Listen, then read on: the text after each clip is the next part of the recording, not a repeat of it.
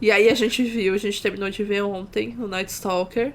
Bem Nossa, uma bom, loucura. recomendo, garotas. Tô pensando até em falar sobre ele. Talvez venha aí. Eu já conheci a história. É muito. É prova de amor eu assistir com o Matheus qualquer coisa de true crime, porque quase sempre eu já conheço a história, né? Do assassino e tal. E eu já li sobre o caso, etc. E do Richard Ramirez, que era o Night Stalker, eu já sabia. E só que assim, por 3 episódios, o Matheus nunca tinha ouvido falar. Então, por É, três então, episódios, era só uma coisa meio que fazendo de. Como é que fala? Tipo assim, fazendo um suspense e tal. Mas é uma coisa que, tipo assim.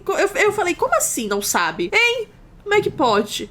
Aí, Matheus. Agora que eu percebi que, no caso, quem não sabe também vai é, assistir, né? Não vai ter esse eu ia enigma. dizer Bom, que foi spoiler isso aí que tu falou. não é spoiler, amor. Falar o nome de um assassino em série dos anos 70.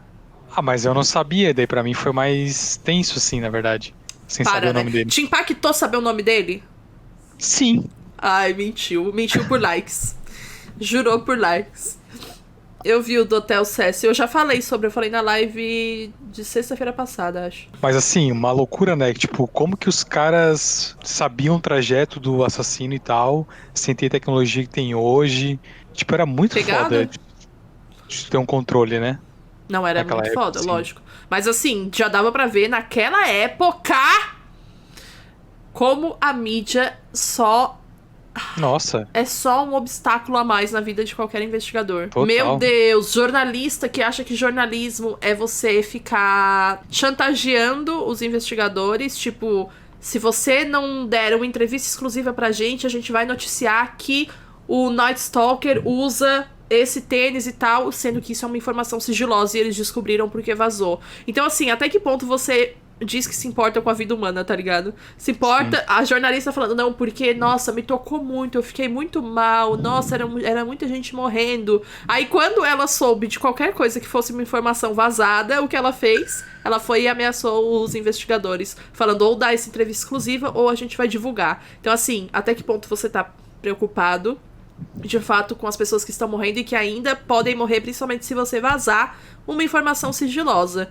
Que naquela Sim. época você saber a pegada, hoje em dia também, mas naquela época principalmente você saber exatamente a pegada e já ter comprovado a marca do tênis que o Night Stalker usava, o criminoso usava, já é algo muito além. E manter esse sigilo é imprescindível. A gente tem o caso do Andrew Cunanan que deveria ensinar pra todo mundo, pra até jornalista e enfim, porque ele acompanhava geralmente serial killers acompanham nos noticiários as notícias sobre ele. Eles acompanham porque eles são narcisistas e eles querem que noticiem sobre. Então, Andrew Cunanan, que foi o assassino do Versace, poderia não, numa hipótese, obviamente, né?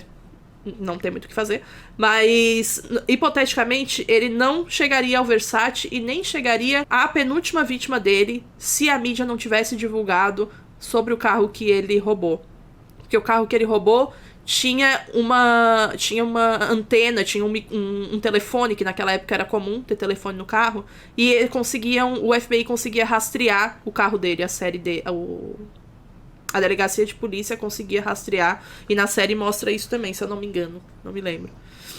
E aí a mídia achou que era uma boa ideia divulgar que o assassino fugiu num carro roubado que dava para rastreá-lo onde quer que ele estivesse. Que Poxa, uma legal, né? ótima ideia.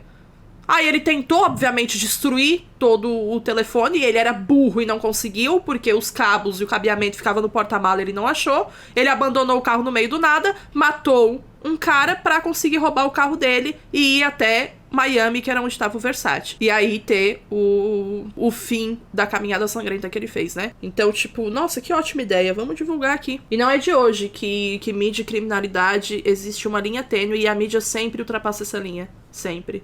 Sempre, sempre, pra fazer um jornalismo carniceiro, sensacionalista, que não se importa com nenhuma vida humana, porque se você se importasse, você saberia quão importante é manter sigilo, principalmente em casos onde todo mundo tá sedento por uma informaçãozinha a mais. Vai se fuder. A série do que eu falei do Andrew Cunanan é American Crime Story Versace, The Assassination of Gianni Versace. Eu acho que é isso. A série é boa, tá? Mas eu não... Ela não é totalmente real, não. Tem bastante coisa fictícia. É, esse aí que vocês estão citando é um dos grandes sensacionalistas carniceiros que recebe uma audiência gigantesca, porque o Brasil é assim, o Brasil é punitivista e é hipócrita.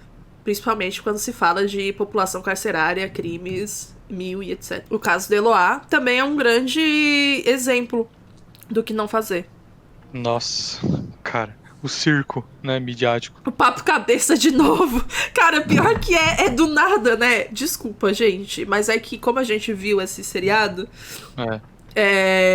vale a pena falar. Por isso até que eu queria fazer um vídeo sobre ele, sabe? Obviamente não falaria dessa forma no vídeo, porque, na verdade, se eu não falar dessa forma, de qualquer forma vai ter algum comentário me chamando ou de comunista, ou de bandidólatra, ou então de bolsonarista, que eu já tive também esse. Nossa, que bolsonarista falando de crimes, não pode matar, não pode falar não sei o que. Daí eu fiquei, bom... Não pode matar, fragmentar, mas né? Bolsonarista. Não pode matar, não pode beliscar, não pode dançar agarrado. E pode tiro pro alto.